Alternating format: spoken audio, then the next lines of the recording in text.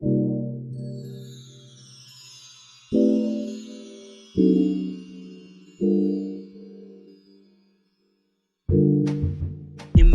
important issue that Jerusalem is very important.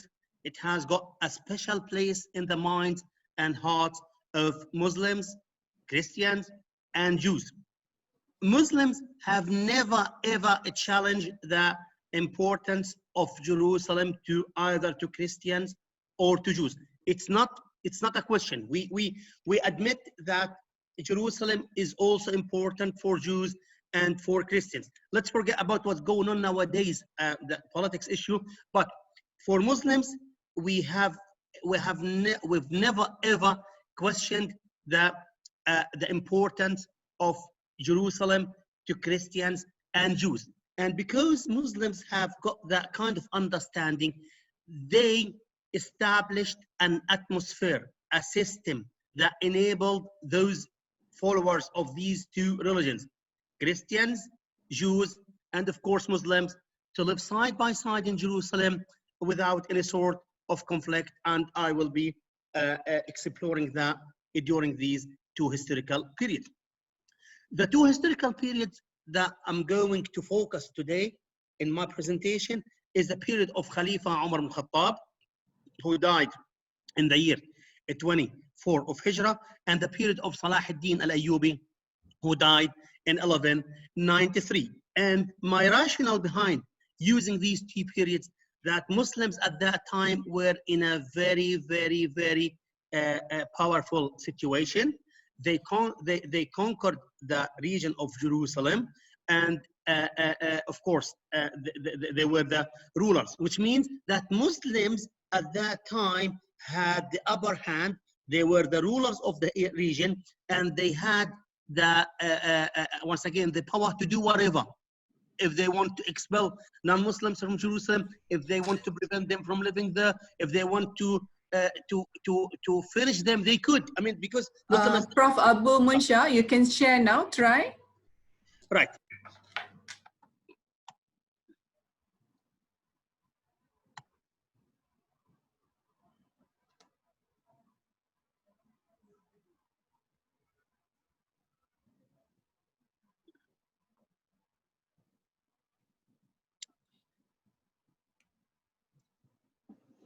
One system dialog prompt. Click.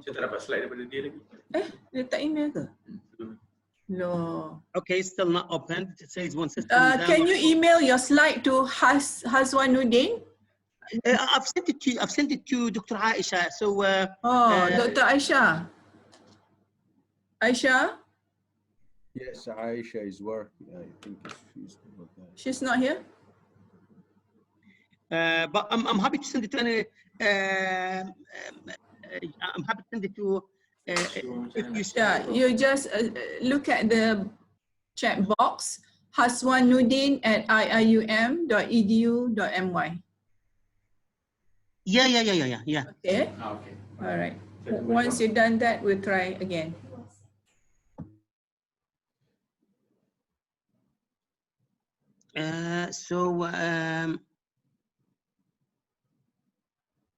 So shall I send it again to the email you mentioned? Yeah. I can't see any other email actually. Haswanuddin, H-A. Okay, let me try to write it down. Okay. You can send it to me. I can send to him. Yeah. He sent it to you already, Aisha.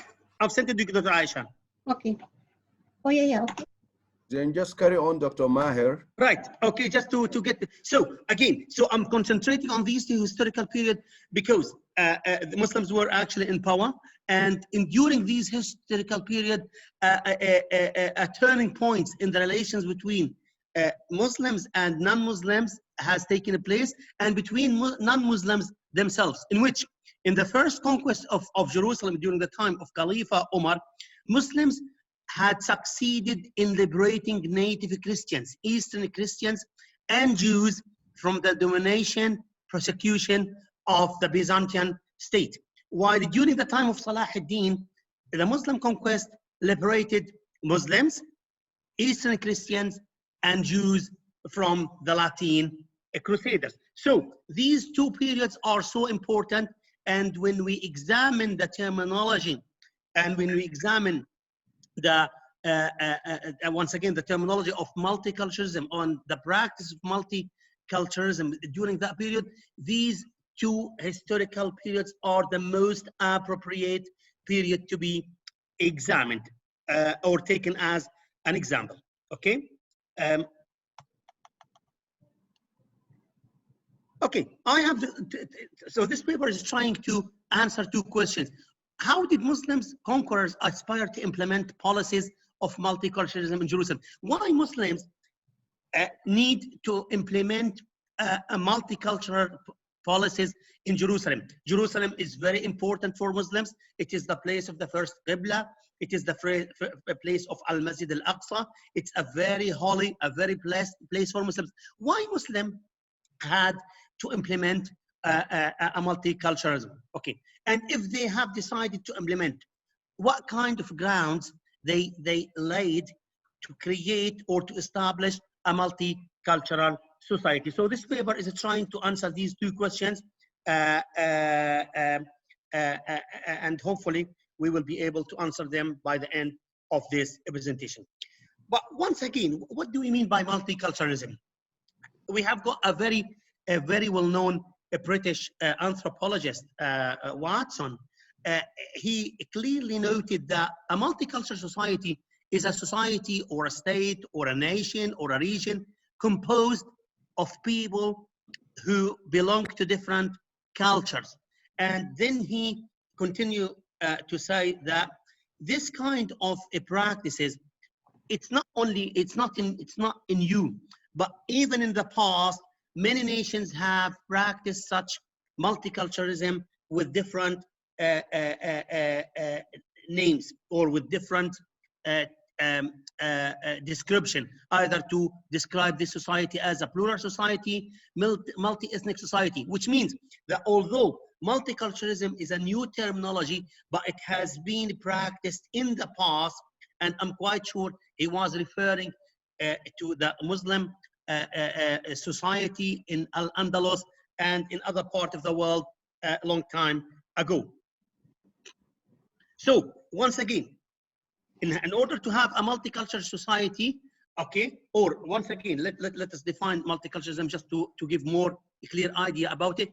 It's a vision that promotes values of different culture coexisting peacefully within a single society, where rights of all citizens are protected and cultural diversity deliberately fostered. So you've got different kinds of cultures, different kinds of religion living in one society, but with some stipulations and some conditions. Let us see these stipulations and conditions and try to imply it to, or try to see whether we had it or not in Jerusalem. A multicultural society must have three conditions, or three following criteria. We should have recognition of others. We need to see whether Muslims during the time of Umar al-Khattab or Salah ad-Din has succeeded in recognizing the followers of other religions, mainly Jews and Christians. Second, diversity and pluralism. Because if we have got one religion or one ethnicity, that doesn't mean that we have a multicultural society in Jerusalem. Third criteria, tolerance and mutual respect. So, the first Muslim conquest of Jerusalem, which took place in the year 16th of Hijrah, 637 CE, by Caliph Umar al-Khattab, was a turning point in the history of that region, in the history of Jerusalem, in the history of Asham in general, and in the history of Jerusalem in particular, because that conquest created a dramatic change in the structure of the population of Jerusalem, and as a result, helped to the emergence of a multicultural society after centuries of being a closed and insular region, which means that the conquest, the first Muslim conquest during the time of Umar al-Khattab made a huge change in the structure of the population. Before that, we will see who were living in Jerusalem before that conquest and what happened after that conquest. And Karen Armstrong affirmed that kind of a dramatic change in the structure, and she said that Muslims looked at that in a very positive way. Muslims has an inclusive vision. Muslims did not attempt to exclude others from Jerusalem's holiness, because Muslims actually were being taught to venerate them, which means, according to Armstrong, that when Muslims came, Jerusalem was a Christian city, okay, mainly inhabited by Christians. No Muslims, of course, no Jews, only one religion with different sects, with different Christian sects. But when Muslims looked at that, they felt that it's not a healthy society. That society must have more than one religion, okay? Again, Jerusalem before the Muslim conquest was a Christian area. It was ruled by the Byzantium. Most of the people in Jerusalem converted to Christianity after the Emperor Constantine became a Christian. He converted to Christianity in year 312, and then he adopted Christianity and made it the official religion of the state in the year 324, which means people in Jerusalem became Christians officially in the year 324 CE. So people in Jerusalem were Christians because the state now is a Christian state. The Roman state is a Christian state, and people in Jerusalem converted after the not the Malik, of course, the emperor is the Malik, but after the Emperor Constantine decided to make religion the official faith or religion of the whole state.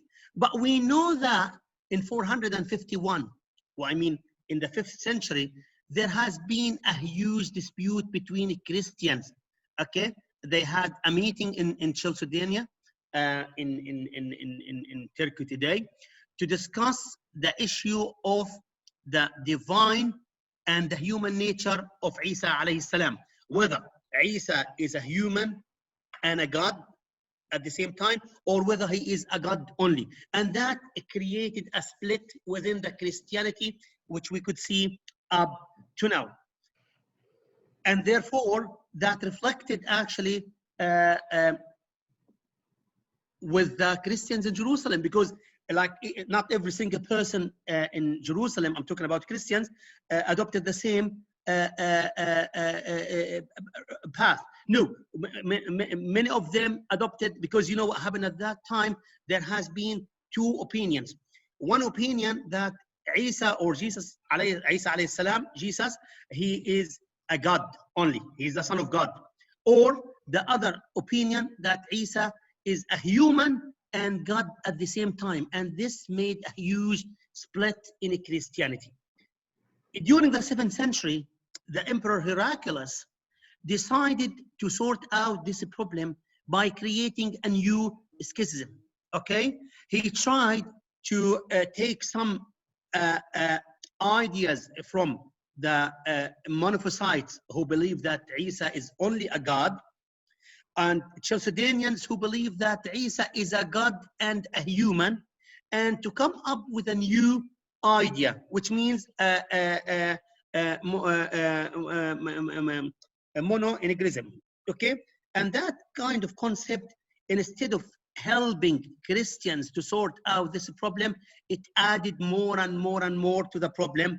And unfortunately, I don't want to give more details about it. I need just to say what kind of a problem this new solution by the emperor had made. This kind of solution made, which the emperor tried to implement, and whoever disagree with it, he would be persecuted. We will see that the patriarch of Al-Quds, okay, Sophronius, he was not with this idea. He felt that the solution of Heraclius was not as good as can be accepted. And therefore, people in Jerusalem endured all kind of persecution and hardship as a result of refusing the new idea which put forward by the emperor. So that was the religious situation of Jerusalem when Muslims came. Different Christian sects, people who followed the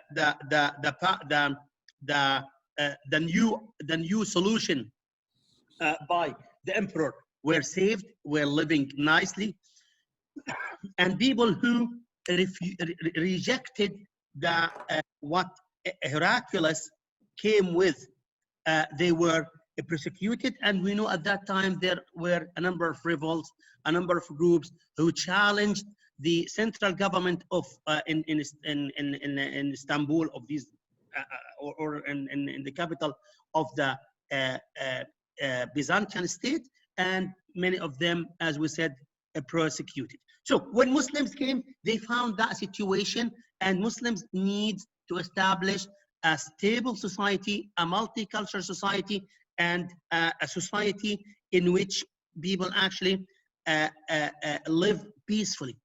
We have got a number of quotation, which I'm not going to read, but to say how people, especially Christians in Jerusalem, how they welcomed the Muslim conqueror. Because when Muslims came, Muslims started giving them promises. It started showing them that Muslims are here to give that kind of freedom of religion for those people, for those Christians to practice Christianity in the way they like. For Muslims, they have no problem at all for this Christian person to practice Christianity in this way and this in this way or in that way. So when Muslims actually gave that kind of practices, and then they affirm that with the Umar Assurance of Safety, it's a document, Al-Uhda Al-Umariyya. When Muslims actually affirm that with a written document, Christians in the area, in the region, welcomed Muslims very well. So at that point, Muslims actually had the first step to establish a multicultural society, because they recognized those Christians and they accepted those Christians and they allowed them to. And what happened? Those Christians became a dhimmi, which means part of the state, and they have to pay the jizya tax, a small amount of money, which means that now Islamic Authority accepted them as citizens of the state, recognized their religion, accepted and allowed them to practice the way they like. Okay, and as I said, I have got a number of quotations by different Orientalists, by different Western and Muslim scholars. So just to make my argument looks much stronger, to say that many, of course, not every single Christian in Jerusalem welcomed Muslims. There are many Christians who do not welcome Muslims, and there are many reasons for that. But we know that majority of the Christians in Jerusalem, in particular, had welcomed Muslims conquerors because they felt that what they haven't got from the Byzantine state, now they can get from the Muslim rule, especially freedom of religion. That with regarding to Christians. For Jews, we know that when Muslims came to conquer Jerusalem, Jerusalem had no even a single Jew. Why? Because Christians have expelled and forbidden Jews from residing in the region or in Elia region, which I'm quite sure Dr. Khalid might give more explanation of what do we mean by region of Jerusalem or Islamic Jerusalem.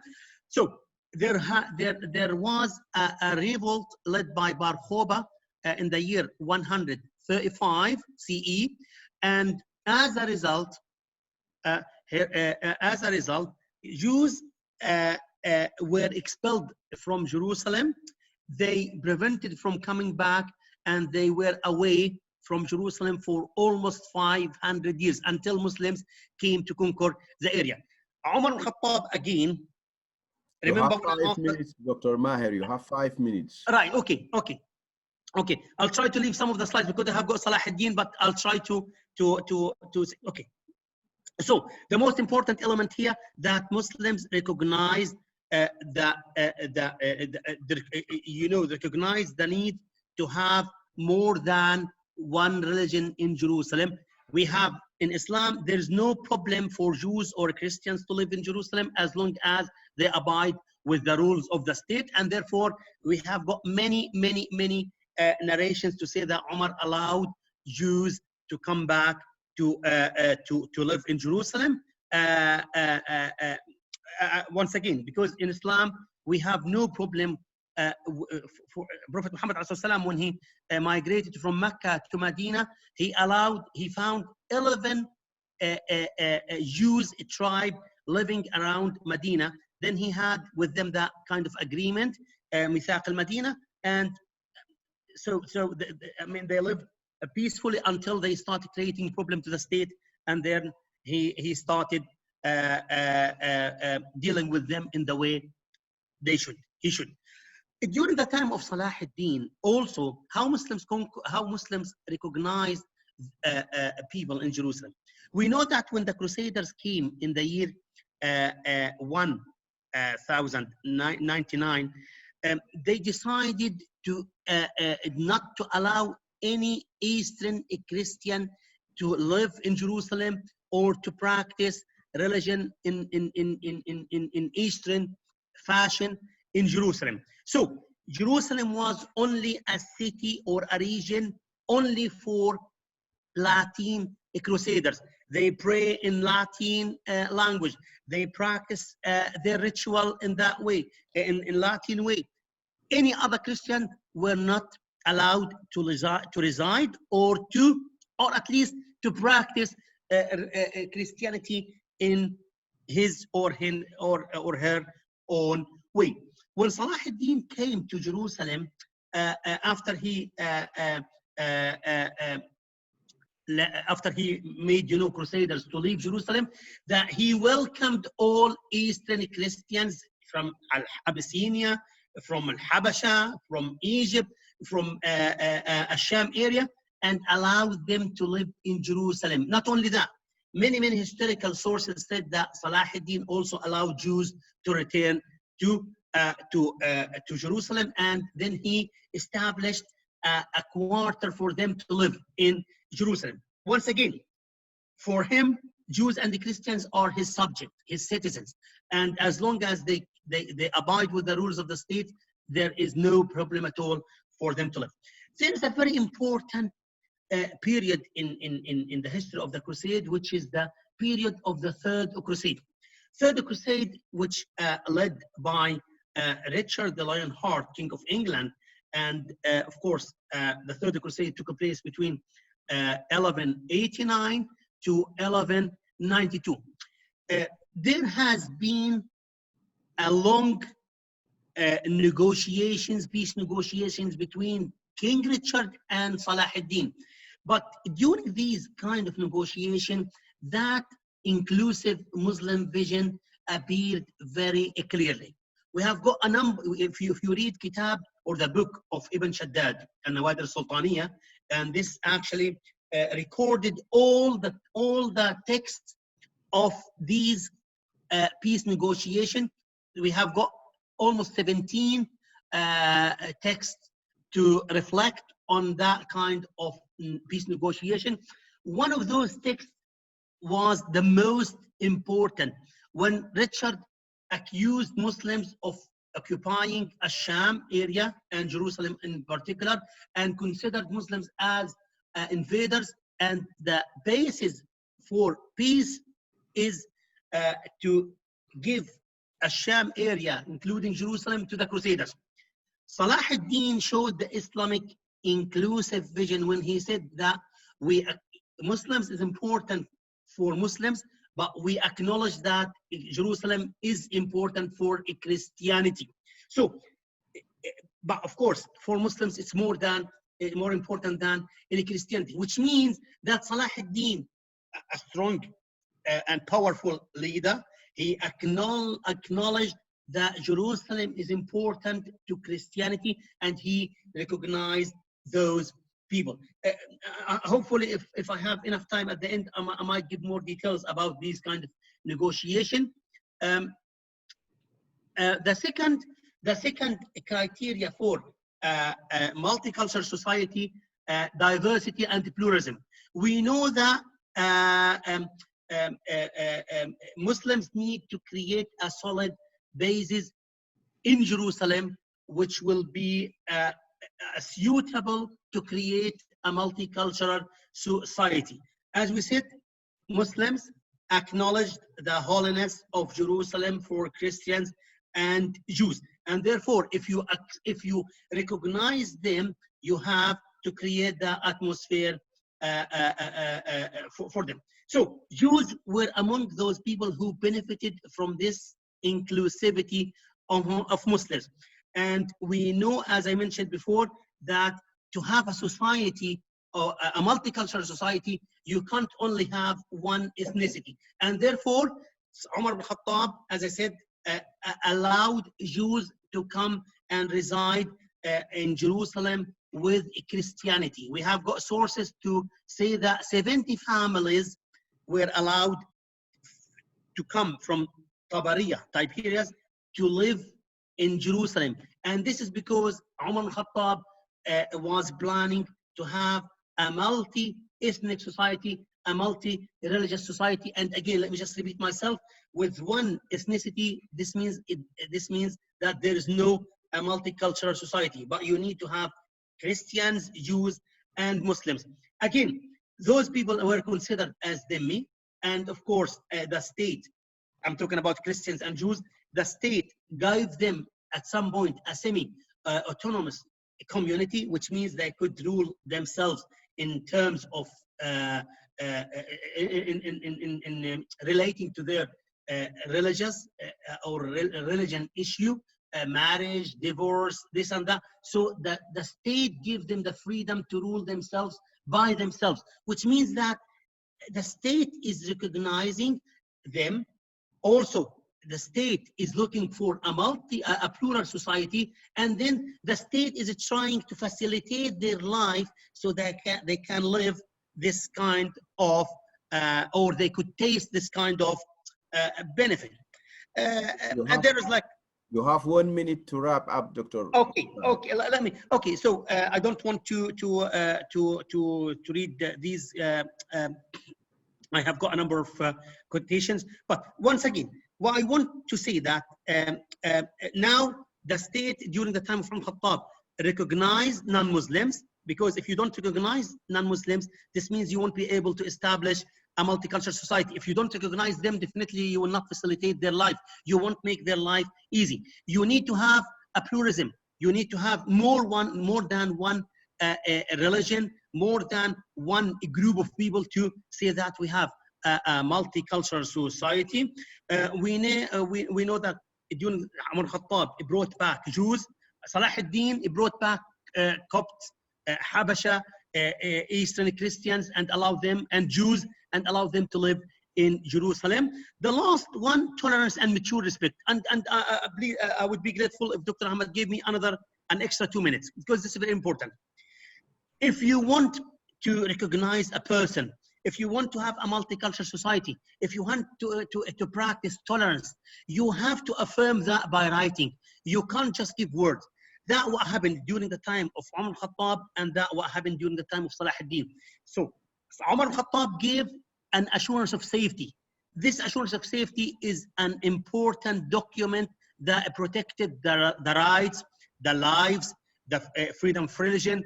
There is no compulsion in religion, and it was given to Patriarch Sophronius, which means that Umar Khattab wrote a document which will be valid until the day of judgment, that this is the right of those Christians in Jerusalem.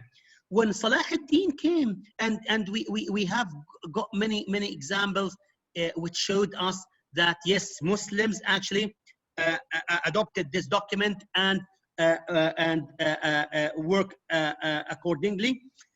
During the time of Salah ad-Din, and this is my last point, when Muslims conquered Jerusalem, some fanatic Muslims, some very angry Muslims came to Salah ad-Din and told him, listen, Kanisat al-Qiyamah, the Church of Sepulchre, this is a very important place for Christians.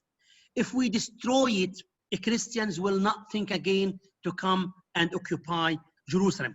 But Salah ad-Din decided to do very important issue. He wanted to have a multicultural society. And if he destroyed a holy place for a Christian, this means he has no tolerance and he's not recognizing Christianity. And therefore, he closed the church for 3 days until situation became calm. Okay, and then he said that Umar al-Khattab, when he came to conquer Jerusalem, he left the church and he hasn't created any harm to this holy Christian place. Let me wrap up saying that to have to understand others and to understand their rights, that helps the leaders like Salah ad-Din and Umar al-Khattab to establish a multicultural society. So they recognize other Muslims. They created a plural society rather than a society with one ethnicity.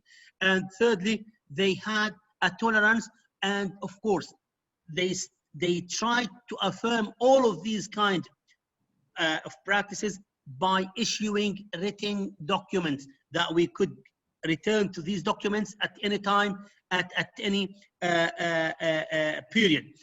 And therefore, I'm sorry, to be honest, I have got so many slides, but of course, time is not enough. No, you have only 1 minute, Maher. You have to wrap up.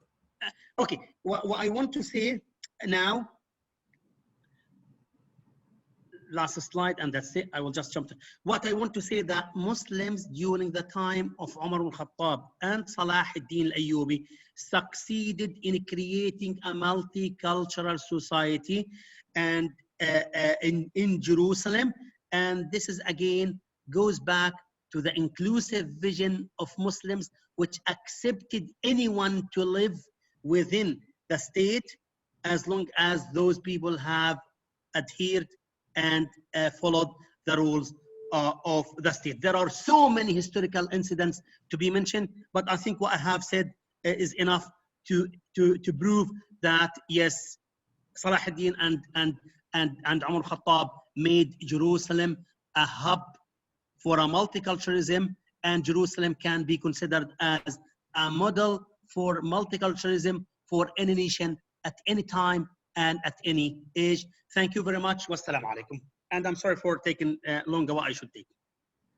Thank you very much, Dr. Maher, for this very interesting and informative presentations. Based on your hypothetical question that Jerusalem is a multicultural societies, and you raise a number of examples that proves that Muslim had adopted a kind of a vision of tolerance towards non-Muslims. This will create a lot of questions after the end of, during the Q&A session. I'll move from this inclusiveness approach to exclusiveness approach that will be addressed by Dr. Khalid Al-Owaisi. And Khalid Al-Owaisi is a graduate of the pioneer field of Islamic Jerusalem studies, where he received his PhD from Aberdeen University in UK. He is specialized in the historical geography of Beit al-Maqdis and the geographical interpretations of the Quran. He started his career as a lecturer in several universities in UK, and he was the director of the Center for Islamic Jerusalem Studies in UK. He is currently working at Ankara universities, and he has a wide range of publication in the field of his specializations. In terms of the exclusiveness, he's going to move from the historical Jerusalems to focus on the current period, starting from the period of the colonialisms to the Zionist states, and focus on the current proposal of the President of the United States of America, Trump's, that declare his Middle East peace plan, the so-called deal of the centuries. Then the floor is yours, Khalid, and you have 25 minutes. Assalamu alaikum wa rahmatullah. Thank you very much for that, Professor Ahmed. And I extend my thanks to Professor Farida and Professor Aisha and to the Islamic University in Malaysia for hosting this event and this webinar to be talking about this very timely subject. And as Professor Abu Shok mentioned, I'll be building up on where Dr. Maher left off, and we will be discussing the current situation, the current politics of exclusivity that we are living in today. On the question of the webinar, is Jerusalem a model for multiculturalism? My answer is no, it is not. It is not a model for multiculturalism because in the current status, it is a model for conflict and non-coexistence amongst Muslims, Christians, and Jews. However, Islamic Jerusalem was a model for multiculturalism in the past.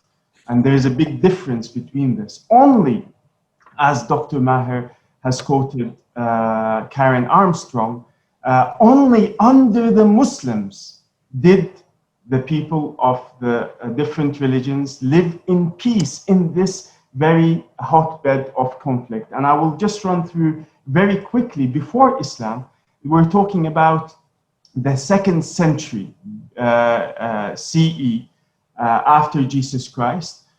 We know that Hadrian, this is even before Christianity became dominant, the Romans banned the Jews from entering the area of Elia, the area of Islamic Jerusalem, Bayt al-Maqdis, for 500 years. They were not allowed. The Christians, after Constantine, who Dr. Maher referred to, became Christian. This ban amongst the Jews continued. They were not allowed anywhere close to Bayt al-Maqdis from 135 until the Muslim conquest. However, there is a time when the Persians in 614, which is also mentioned in the Quran in Surah Al-Rum, Alif Lam Mim Ghulibat Al-Rum, the fighting between the Romans and the Persians, the Quran makes a reference to this. When the Persians came to Bayt al-Maqdis, came to this area, they killed the Christians who were there, and the Jews took revenge from the Christians. When the Christians came back, they took revenge from the Muslims. And this continued to happen between them until Umar ibn Khattab came, and Dr. Maher mentioned how Umar ibn Khattab established for the first time a multicultural society with peaceful coexistence amongst the followers of the 3 religions for the first time in history. And this was not because it was Umar, this is because of the framework that Umar came from, which is Islam. And this is well established also within the Quran. The Quran says about this land, إِلَى الْأَرْضِ الَّتِي بَارَكْنَا فِيهَا لِلْعَالَمِينَ. The barakah of this land is not for Muslims. It is not exclusive. It is not for Christians. It is not for Jews. The Quran says لِلْعَالَمِينَ. It is for the whole of humanity. This, after Umar ibn Khattab, was interrupted twice, this peaceful coexistence. The first one was during the Crusades, and the Crusades, when they entered Bayt al-Maqdis in 1099, they slaughtered only inside Al-Aqsa Mosque, according to Christian accounts, 20,000 Muslims were slaughtered inside the mosque. This is the Christian accounts, I'm not talking about the Muslim accounts. We come after Salah ad-Din established very clearly that Jerusalem is ours as much as it is yours. Muslims did not have an issue with exclusivity. Muslims were inclusive, as Dr. Maher mentioned, and allowed everyone according to the criteria that Dr. Maher mentioned. It re-allowed the re-establishment under Salah ad-Din of this. So we have this is the build-up, the background to what happened in Bayt al-Maqdis. We have a history of a bloody conflict throughout history. The only time, as Karen Armstrong mentions, the only time this stopped was under Muslim rule. And no killing took place when Umar ibn Khattab came in, and when Salah ad-Din also came in, he re-established what Umar ibn Khattab established before that. Now moving on to the current situation. And a quick background to what is happening today. It is actually, we are asking very important questions. Is it, why did this conflict start in the current period that we are going through? Actually, after Salah ad-Din liberated Bayt al-Maqdis from the Crusaders, in the Western mind, the regaining or the occupation of this land, the Holy Land, never disappeared from Western mind. This is a very important issue that we need to bear in mind.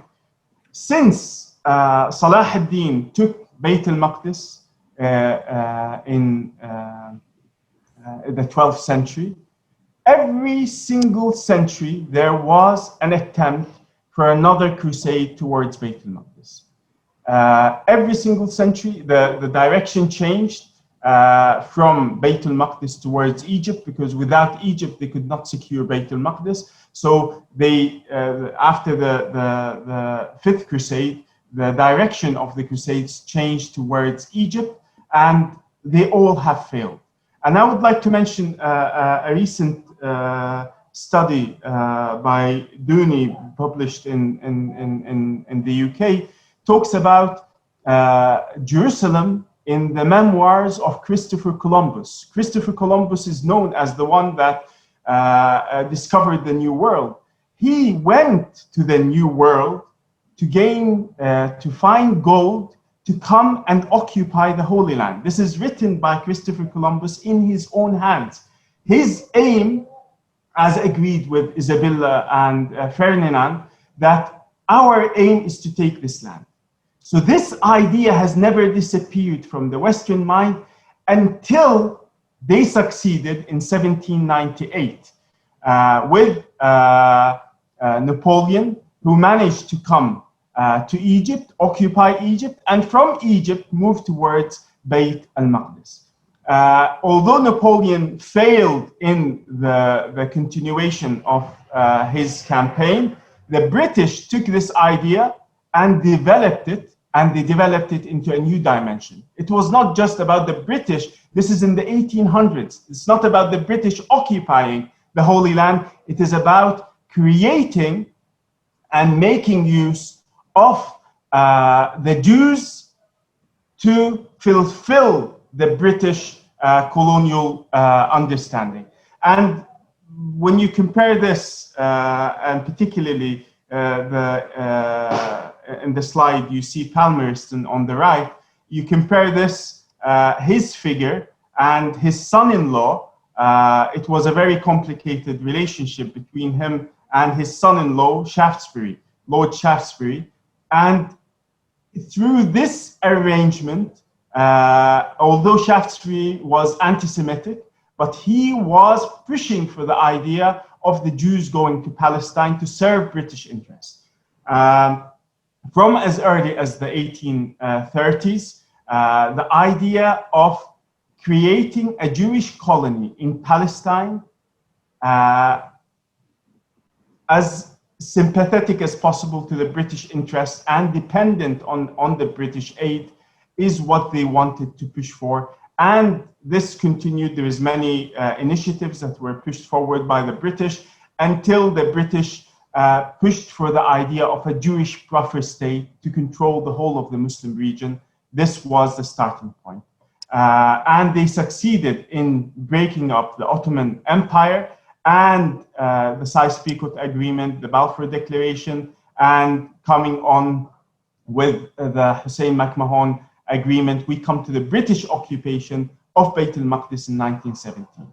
This was the major change on the ground. The British occupied Bayt al-Maqdis with the plan. It was very clear from the Balfour Declaration that the British occupation of Palestine was to hand it over to the Jews, to the Zionists. This was very clear in their mind. And these are the images of General Allenby coming into the city in 1917 and occupying. What we see here in front of you is a map of the loss of Palestine from British mandate till today. And what Donald Trump is suggesting in the Trump's deal of the century is the map to your right, which is a breakup of what is, there will be no more Palestine. It will be small ghettos that will be, everything will be under Israeli control. Actually, in 1948, Israel occupied everything you see here in blue. So 80% of Palestine was occupied in 1948. What this meant for the people in Bayt al-Maqdis, we will talk about that in a few seconds. But what really took place is in 1967, they occupied all of Palestine, but no one in the world, no country recognizes, including according to international law, everything that was occupied in 1967 is occupied territory in international law. So until Donald Trump moved the embassy to Jerusalem, no one recognized Israel's occupation of Jerusalem as legitimate. So there is major changes taking place today on this regard. The 1948 war managed the loss of 80% of Palestine. What did this mean to the societies who were living in Palestine? It meant immediately that Muslims and Christians became under Jewish Zionist persecution. And even some Jewish groups are also under persecution. In 1967, these images are of the Jewish occupation, the Zionist occupation of Al-Aqsa Mosque in 1967. They drove their tanks through the Muslim holiest site. They raised the Israeli flag on top of the Dome of the Rock. Maher was talking about multiculturalism. You should recognize the other. You should have respect to them. There was no respect. On day one, Al-Aqsa Mosque was occupied. The Israeli flag was raised inside Al-Aqsa Mosque. The Jordanian flag was put underneath their feet. The General Moshe Dayan walked through Al-Aqsa Mosque, and they occupied immediately Al-Buraq Wall, which according to the League of Nations, at that time the United Nations, this is a fully, in the 1930s, this is a fully Islamic Waqf property. And they destroyed, on the first day the occupation came in, they took Al-Buraq Wall, which is a Muslim Waqf property, and they destroyed a whole neighborhood called the Maghariba Quarter, with its madrasas, its universities, with its mosques, with its historical. There was a massacre that took place with the Muslims being slaughtered underneath their building. Having no respect for the Muslims, and I will concentrate in my discussion here, the rest of my discussion on Al-Aqsa Mosque, because Al-Aqsa Mosque is the center of the conflict today. In Trump's deal of the century, Al-Aqsa Mosque takes a large area in his plan, and the wording is extremely dangerous. The wording within this. As I mentioned, this neighborhood was completely destroyed within hours of the Zionist occupation.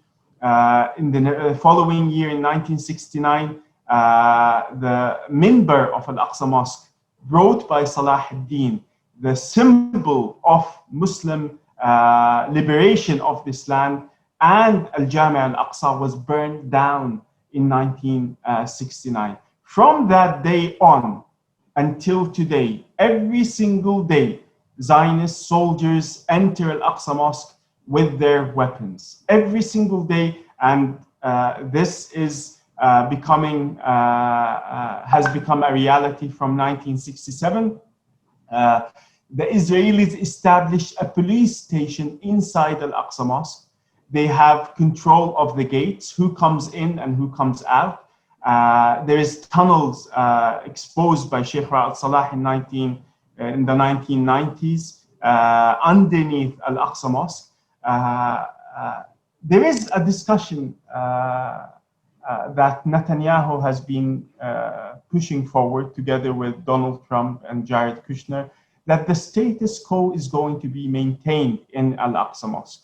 This is an outright lie, because the status quo means how the situation was before pre-1967. This Israel has been changing slowly over the past period, but the current changes are actually major. And these pictures are from the last couple of years, with Israeli soldiers attacking Muslim worshippers. They say, we will allow Muslim worship at Al-Aqsa Mosque, and I will explain what they mean by Al-Aqsa Mosque. Israeli soldiers attacking Muslim worshippers, changing the status quo by allowing Jewish worship inside Al-Aqsa Mosque. This, from 1967, there was an unwritten agreement that Jews will not be allowed to pray in Al-Aqsa Mosque. Only Muslims will be allowed to pray in Al-Aqsa Mosque, and Jews can only visit as tourists. So this is the status quo that they're talking about. According to a Jewish law, Jews are not allowed to enter Al-Aqsa Mosque, but the pro-Third Temple organizations are pushing for Jewish prayer inside the area of Al-Aqsa Mosque, which Israeli police used to allow discreetly. Now it is allowing this publicly. Every single day, there are Israeli police inside the mosque. There's Israeli tourists inside the mosque, and Muslims are, it is becoming, the ban of Muslims from entering Al-Aqsa Mosque is increasing on a daily basis, that they have to pray outside the mosque while Jewish settlers are within it. You don't hear much about this, but there is continuous arrests inside the mosque of Muslims. There is continuous use of live rounds and killing and sometimes injuring and gas bombs within the mosque structure.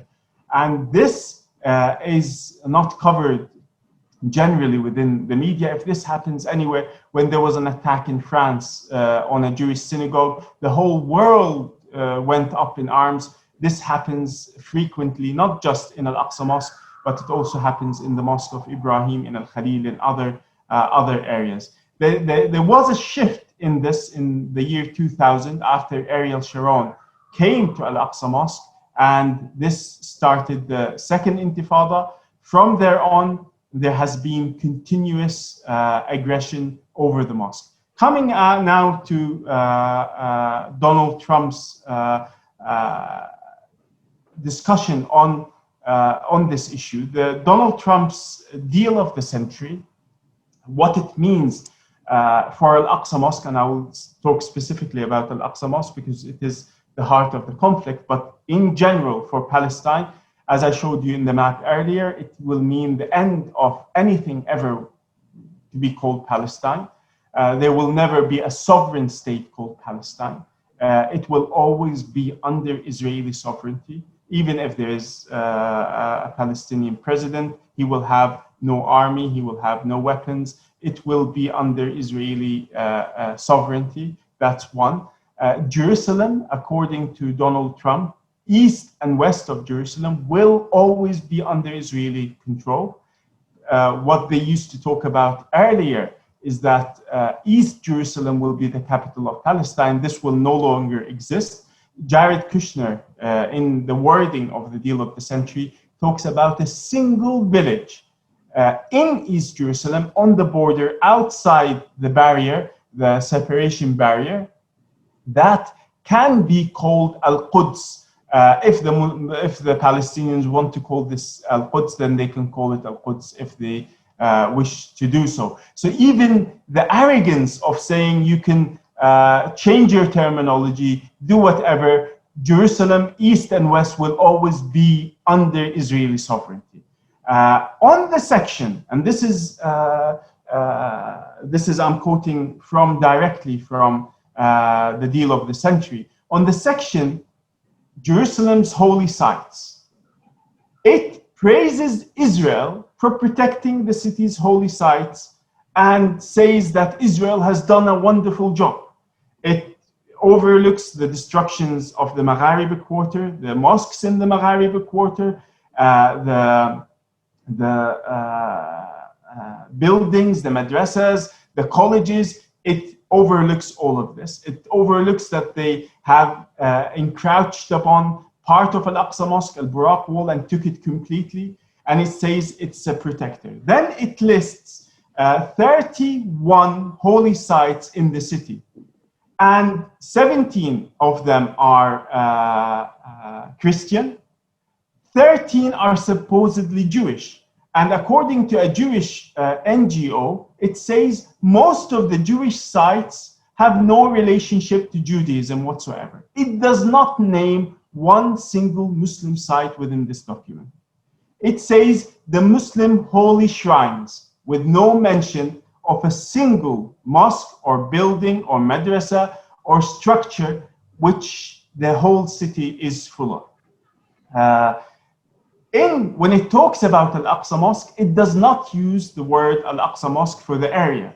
It uses the Temple Mount / Haram al-Sharif. So it is clearly suggesting what the narrative is being presented. And it gives a completely twisted narrative to what is being presented. It says, unlike, and this is contradicting exactly what Dr. Maher was saying, it says that many previous powers that ruled Jerusalem had destroyed the holy sites of other faiths, which for 1,300 years, this did not ever happen. It is saying that the Muslims have destroyed the others. This never happened. It then praises Israel and says the state of Israel is to be commanded for safeguarding the religious sites and maintaining a religious status quo, which is completely a one-sided idea.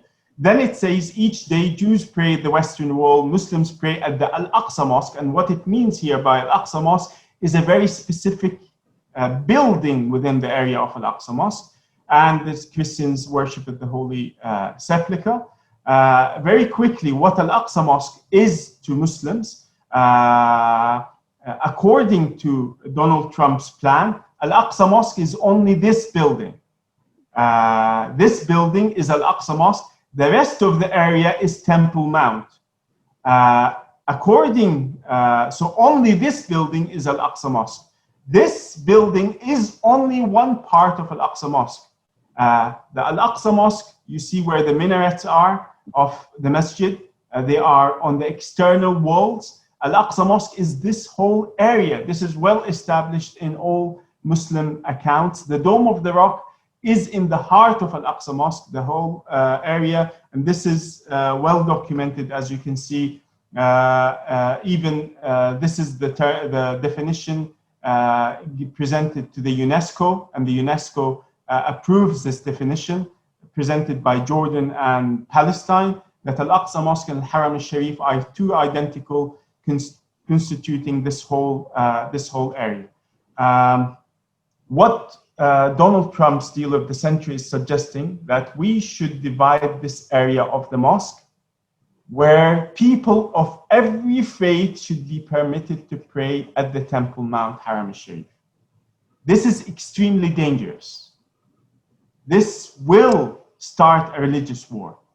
This is encroaching upon the Muslim holy place.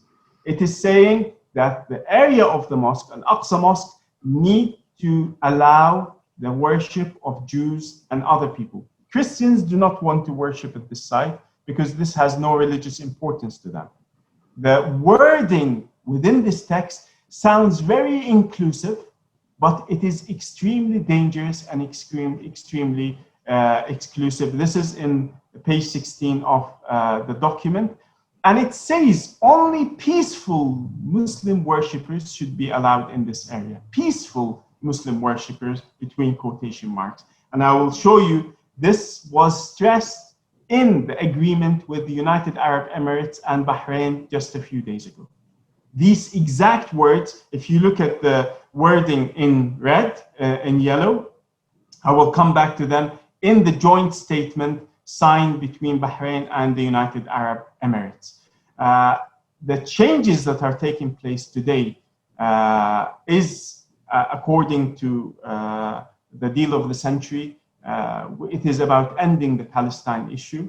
It is about ending this issue completely. And this is being taken a step further with the normalization between the United Arab Emirates, Bahrain, who attended the official launching of the deal of the century in the White House in January 2020. Today, UAE and Bahrain and other Gulf countries seem to be following suit, are following this same stage. These two statements are from the joint statement signed last month and today, a few days ago, between Bahrain and United Arab Emirates. And you can see, as set forth, the framework for dealing with the issue of Al-Aqsa Mosque is the vision for peace of Trump. As set forth, and is set in both joint statements, as set forth in the vision for peace, all Muslims who come in peace, so Muslims have to come in peace, may visit and pray at Al-Aqsa Mosque. The definition of Al-Aqsa Mosque in the Trump's, I'm repeating this again, in the Trump's document, is only one single building, which constitutes 5% of what Al-Aqsa Mosque is. And Jerusalem's other holy sites, so the rest of the Al-Aqsa Mosque, should remain open for peaceful worshippers of all faiths. This is the United Arab Emirates joint statement with Israel and the US. The second one is Israel. This is a Bahrain statement. Israel affirmed that, as set forth in the vision for peace, again, the framework for our discussion is Trump's deal of the century. All Muslims who come in peace may visit and pray at Al-Aqsa Mosque, and Jerusalem's other holy sites will remain open for peaceful worshippers of all faith. The wording is very cunning, and this is not the first time that Israel has done this. In 1967, when after the peace, the armistice lines were drawn, the wording of occupied territories, Israel still contends this in international law until this very day. It says some occupied territories we have withdrawn from, so this is the end of it. So the use of the words are very, very dangerous. Now, coming up to our conclusion and to wrap up. This new plan of Donald Trump, the US, to resolve the conflict will only spark a new wave of the conflict in the region. although it is being supported by, today Oman supported the deal with Bahrain, Egypt supports it, Saudi Arabia so far from underneath the table, the support of the UAE, there's some reservation from some Arab and Muslim countries. Malaysia on this front is taking a very strong stand against the deal of the century and also the normalization of affairs with the Zionist state. Turkey is taking a strong stand. Apart from these two countries, the rest are either remaining silent or in support of this deal. The problem is this will definitely create a bigger problem because it touches on Islam's holiest site, Al-Aqsa Mosque. The plan is disguising itself behind an inclusive vision, which Dr. Maher talked about. Islam had a clear inclusive vision for this area and implemented it. The wording in this plan seemed very inclusive and it seems very flowery, and it gives a different narrative of what took place. Israel's destruction is not mentioned. It is talking about Israel's freedom of worship, and it is very contradictory.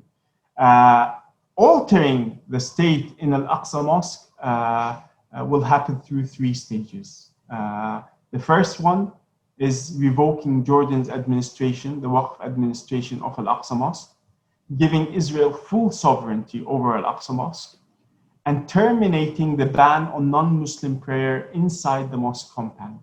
These three stages will start a temporal, already there is a temporal division of time inside Al-Aqsa Mosque. There is time slots today for Jews and Muslims inside the mosque. This will build up towards a spatial division.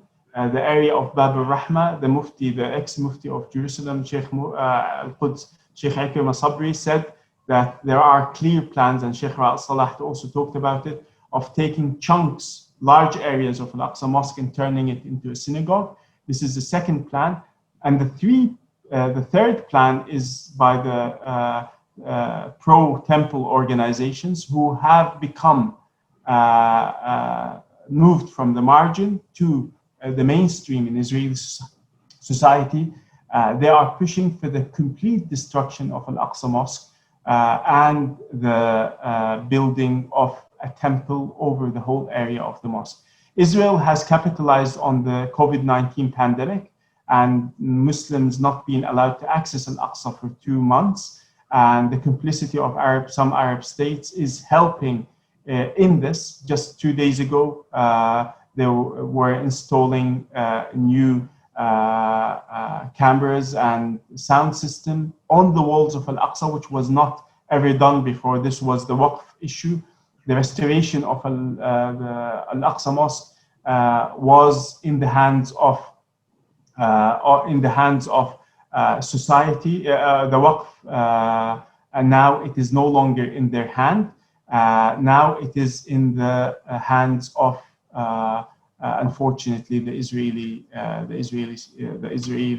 society. So when we come to the question that we started off with, Jerusalem today is not a model for multiculturalism, unfortunately.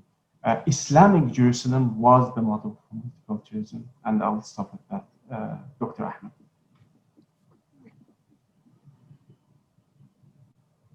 I hope I stayed within time. Thank you very much, Dr. Khalid, for this very interesting presentation and alarming as well when we look at the issue of the deal of the century. And I think that we have addressed the hypothetical question from different perspectives, and I think this is a very good theme chosen by Dr. Maher. Is Jerusalem a model of multiculturalism? is yes and no. If we look from a historical perspective, we can say yes. And if we look from the current political situation, we would say no under the Israeli occupations. I'm sure that this will raise a number of questions, and the contrast and contradiction also come from the Middle East and Malaysia as well. In the Middle East, we are celebrating the normalization of the relation with the state of Israel, and in Malaysia, we are celebrating Jerusalem Culture Week. Without further to say, I think I'll hand the microphone to Professor Noor Farida to open the discussion. Please, Prof. Okay, Bismillahirrahmanirrahim. I enjoyed listening to everyone. But this morning we were having a book discussion on Mohsen Saleh's Palestinian issue, historical background and contemporary issues. And there was one question by one of our students asking the position of various Muslim countries on this issue, the normalization.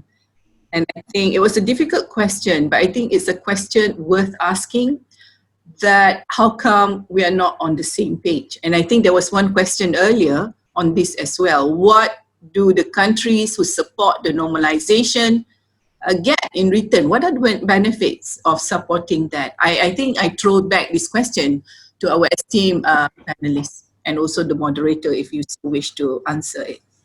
Thank you. Okay. If there is another question or remark, I open the floor for question, remark, comments. Please feel free. السلام عليكم دكتور ابو شوق. اهلا نصر الدين، مرحبا. الله يبارك، كيف حالك؟ استحق الله كويسين؟ تفضل. حياكم الله. Yeah, my question is that first of all, I really appreciate the good talk by the good two people. They gave very good talk and very informative information today. Really, we are in need in this information in this time in specific from what we see around us. But my question is that it may go to politically somehow. That is, I look now for the UAE and Bahrain. Both of them, they run towards to be in line with Israel. My question is very small. I can understand that for short-term plan, they won't support Trump.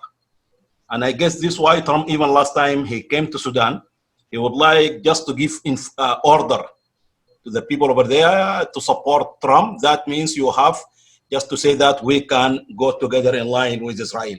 Till the people over there say, no, we are not in place to take decision. For short term, I understand. They want to support Trump for his balls, which is supposed to be recently.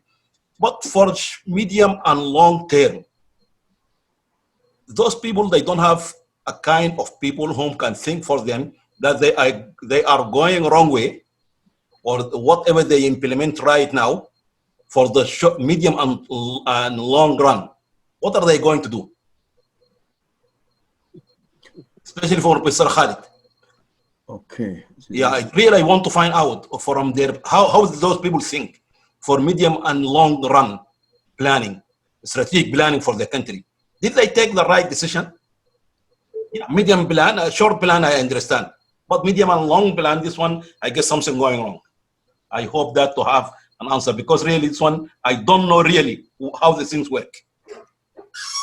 Okay, thank you very much, Professor Nasruddin, and we'll take a third question and then give the microphone to the panelists for their response. If there is any question or any remarks.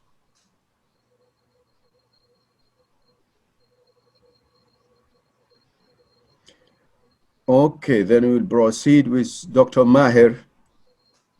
Okay, let me say something. And normally when I speak, I took people back and deep in history, okay, because that will give me an example which have taken place in history with their own results. For example, what kind of benefits Emirates or Bahrain will gain.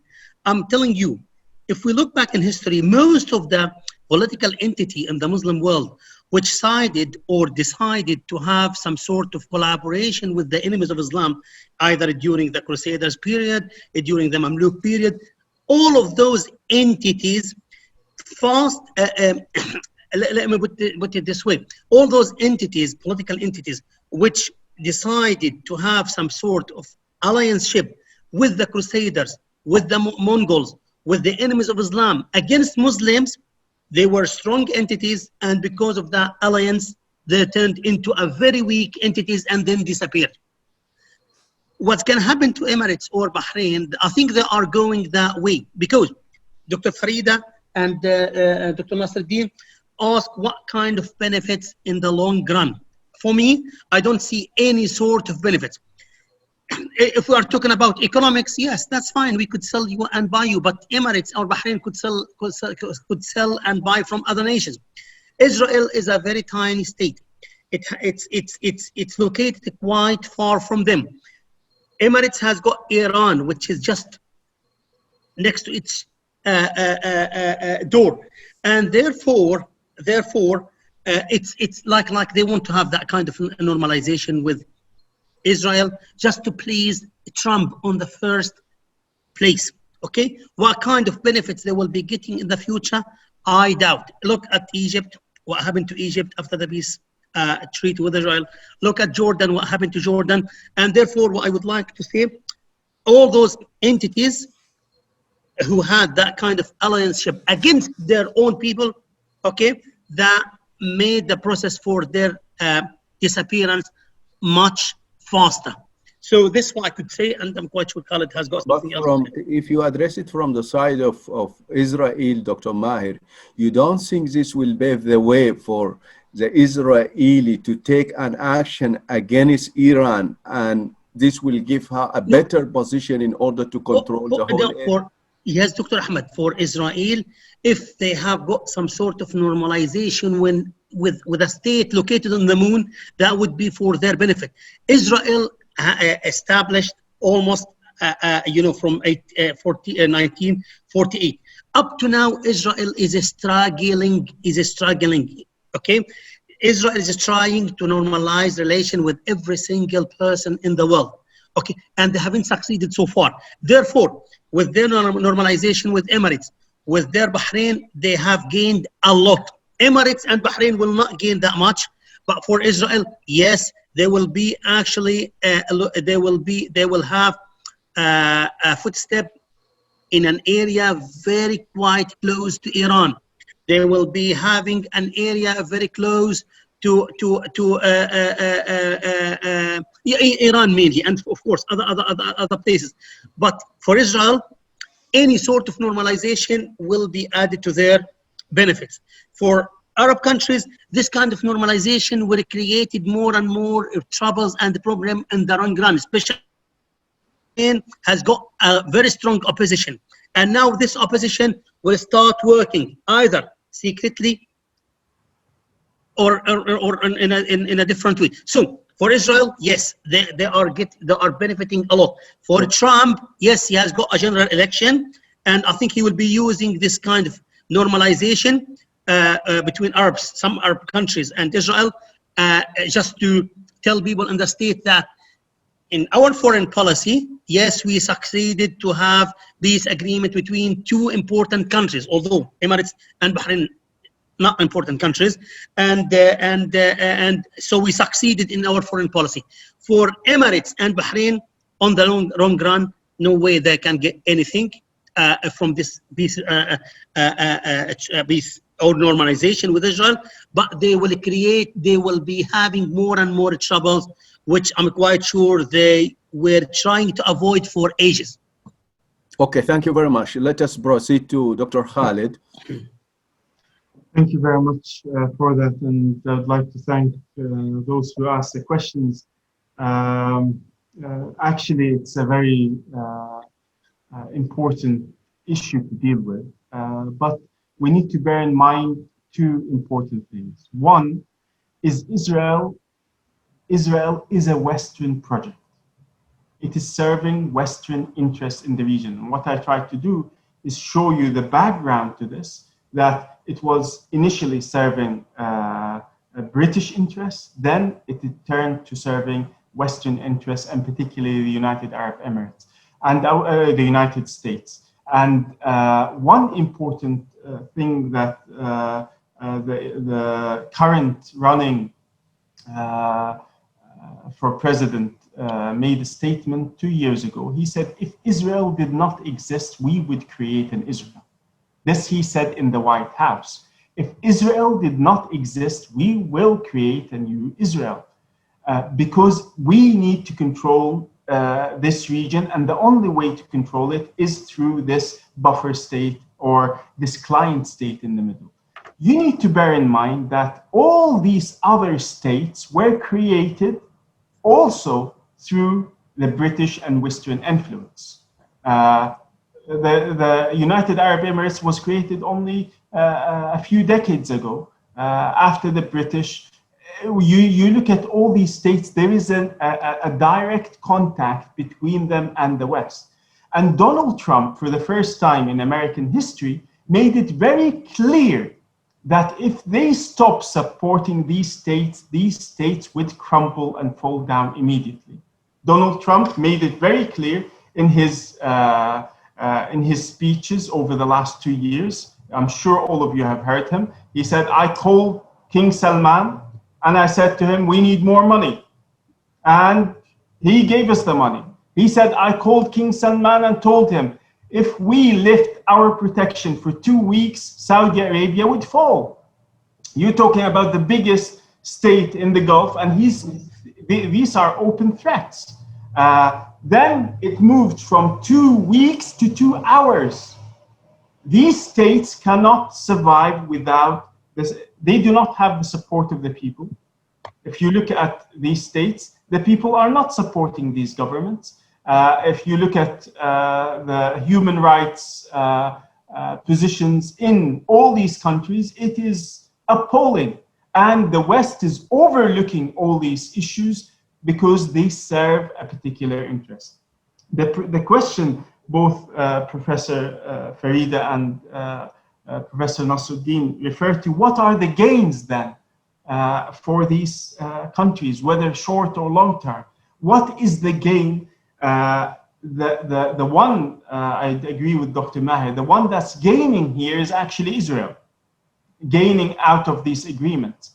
These countries do not have any borders with Israel. They were not at war with Israel for them to have a peace agreement.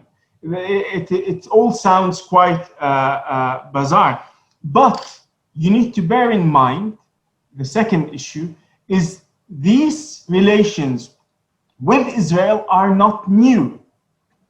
These relations were under the table for a very long time.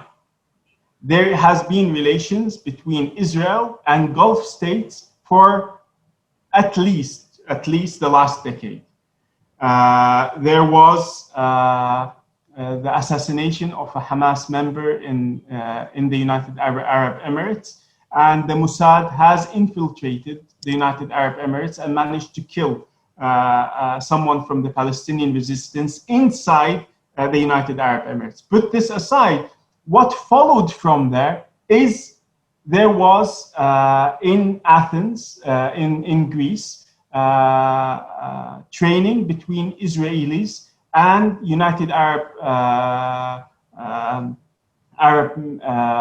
officials. There was military training between both of them 3 years ago.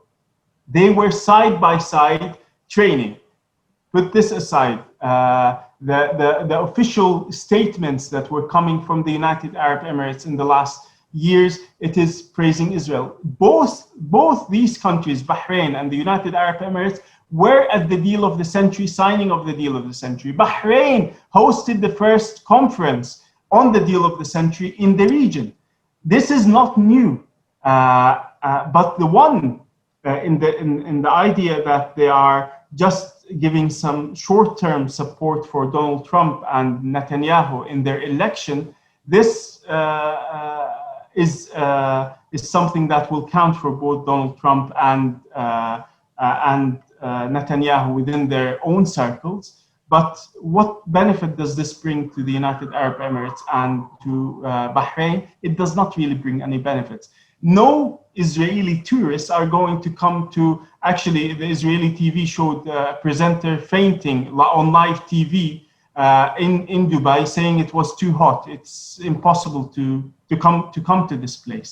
But Netanyahu is marketing that all the Gulf money is going to come to Israel. They're going to be investing millions. The long and medium gains for Bahrain, the United Arab Emirates, and other Arab countries that will follow suit is that they will secure their seats a little longer. This is the only thing that I can see Bahrain, United Arab Emirates, maybe even the discussion with Sudan. The only reason, why would you bring the issue of Palestine into a discussion about lifting sanctions on Sudan? It is the way that Jared Kushner and the Israelis are trying to play this card, that we will only lift it if you normalize relations with Israel.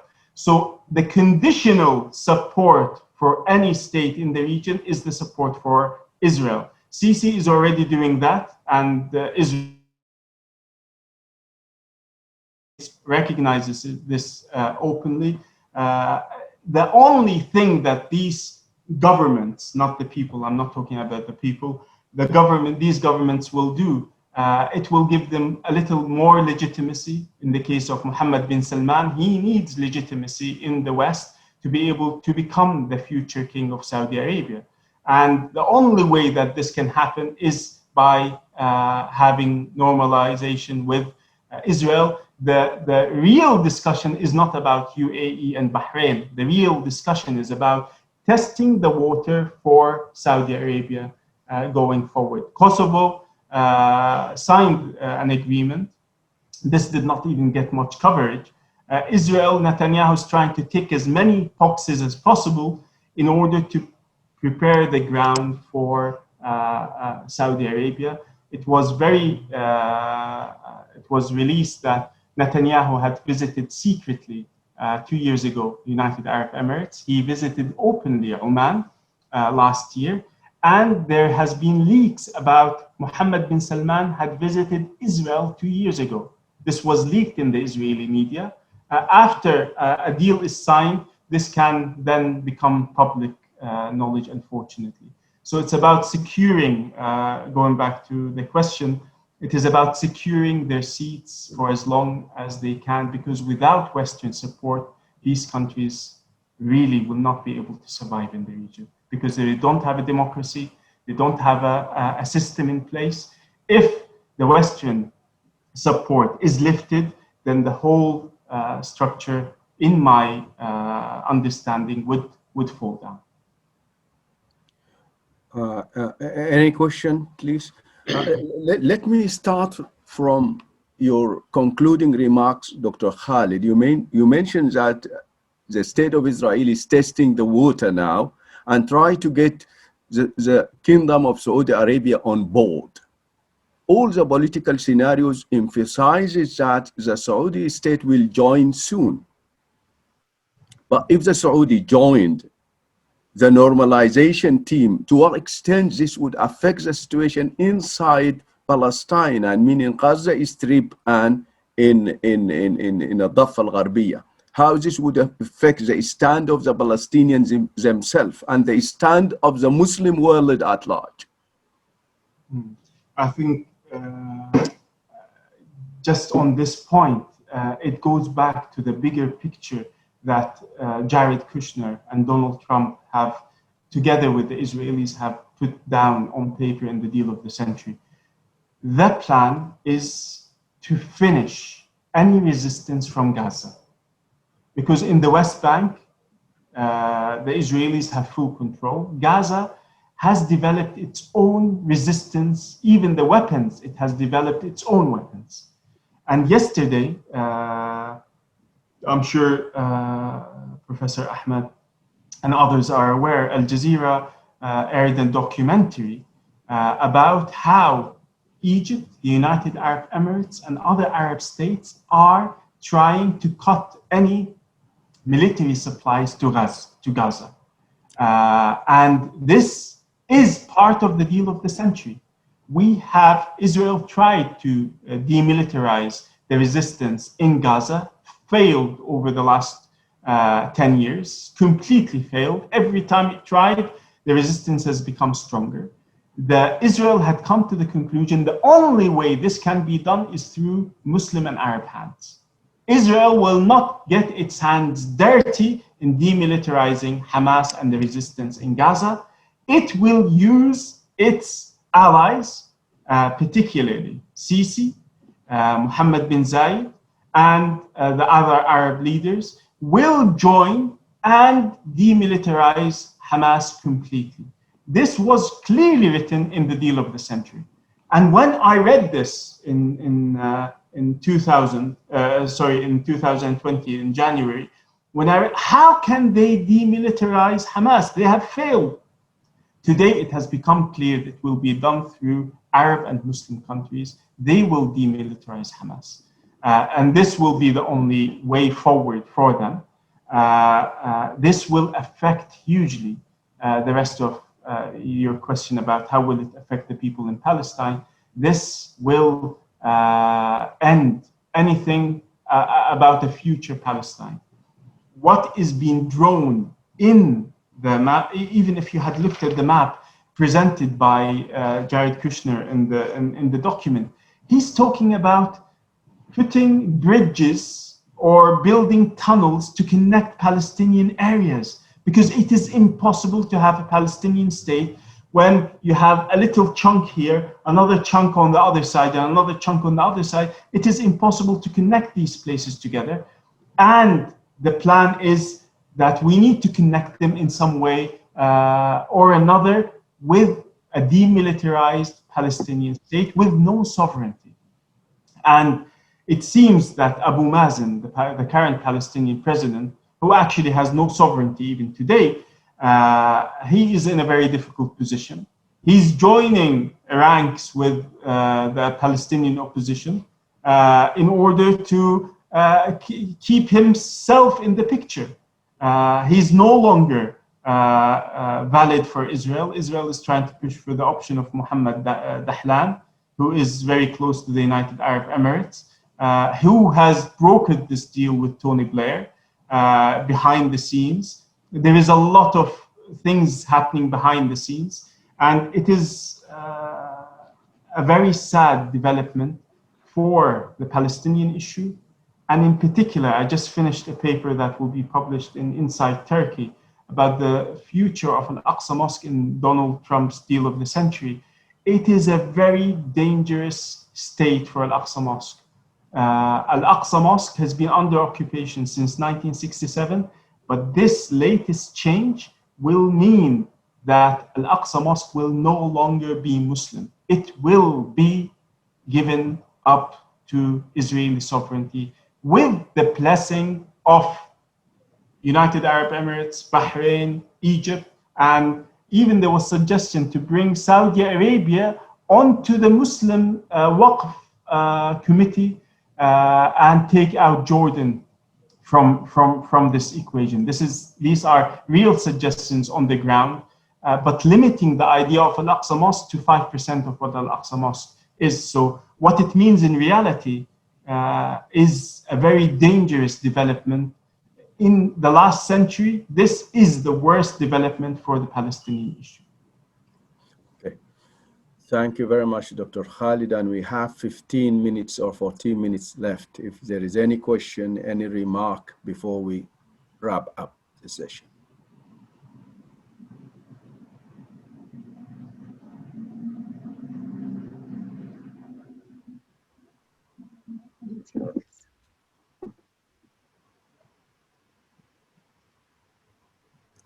Any question, any remarks? I think people now seem to go to Asr prayers. That's why.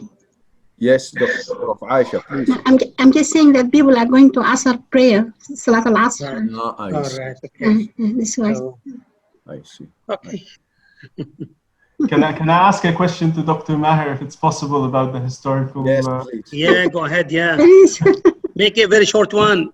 Because I need to go to the university now for a meeting. Yeah. Yes, Dr. Maher, you gave us the framework, the Islamic framework for dealing with this issue.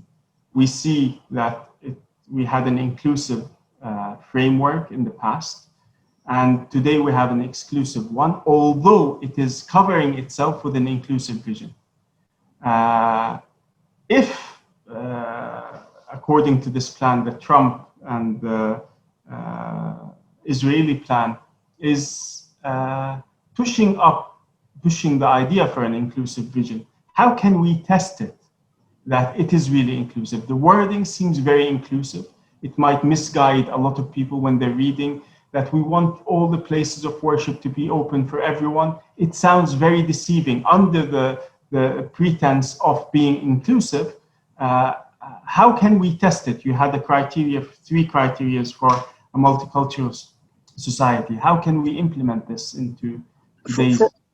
Okay, if we are talking about these days and the American plan to have this peace between what you call it, the deal of the century, and then to see whether the Israelis are implementing an inclusive vision regarding holy places, regarding creating a society, multicultural society.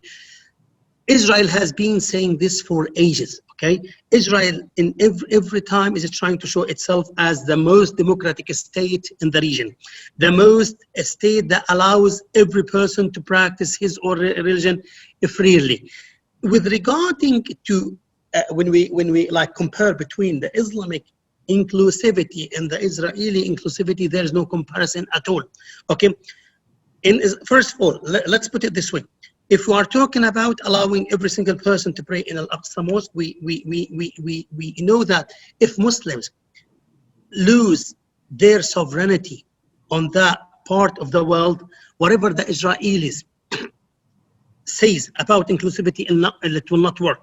Okay, for Muslims, sovereignty over Al-Masjid Al-Aqsa enclave should be a Muslim one. Okay, if they want to share this holy place between Muslims and Jews, and then to say we are implementing inclusivity and we are creating a multicultural society by allowing this group and that group to pray freely without interfering, still the issue of sovereignty will be there. So when Islam implemented a multicultural ethos, when Islam implemented its own inclusive vision, they allowed each person to pray in his and her own places without interference.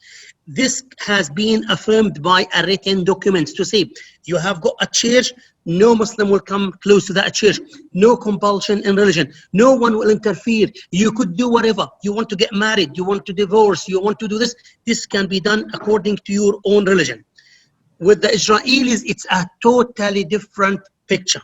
Okay, whatever they say, it will be an inclusive vision, it will not be a true one, because at the end of the day, it's an occupation authority. How you could, as an occupation authority, implement an inclusive vision while you are dealing with people as this is your own land, and those people actually just living within the boundaries of your own land. Therefore, that takes us back to the issue. They are an occupation authority. Whatever they implement will not be an inclusive vision if we want to compare it with Islamic one. Thank you very much, Dr. Maher. Prof. Aisha or Professor Farida, would you like to say a final word before I conclude? Yeah, I think on behalf of the university, I wish to thank you and the panelists for this wonderful discussion. I think it's very broad-based, and I think we should continue talking about this. We should not stop here, because I don't think most of our students are aware of what's going on. When we decided to celebrate Jerusalem Culture Day, it was the Islamic Jerusalem Culture Day that we wanted to return to and embrace, because it is in response to what Israelis are saying, that Jerusalem is just for Jews. We're trying to signal out that no, the religions have been there, the communities have been there. We forget the Armenians, Jews, Muslims, Christians, and Armenians. So these are we have an art exhibition which showcase the harmonious communities living together before the interference of the Zionists. So I'm very grateful for this conversation, and I hope it will continue. Dr. Abu Shuk, I think we should come back and, this conversation. Yeah. Thank you so much. Yeah. Okay, thank you very much. This is very informative. Thank you very much for your cooperation. That's all. Then let me conclude this session by recording my thanks and gratitude to International Islamic University for this invitation and this timing topic. And again, I would like to thank Professor Farida and Professor Aisha for inviting us, and thank my colleague, Dr. Maher and Dr. Khalid, for their wonderful presentation. And let us give them a big hand. Thank you very much. Thank you very much. You are welcome. Yeah. There were like 123 viewers on Facebook and Zoom. Oh, that's great. That is great. That is great. Thank you. Thank you very much. And thank you very much, and convey my salam to all my colleagues at Inshallah. Right, okay. Thank you very much for that. Thank you. Okay, thank you. Thank you, Bro Maher. Thank you, Bro Khalid. Thank you, Bro. Thank you. Salam. Assalamu alaikum. Alaikum assalam.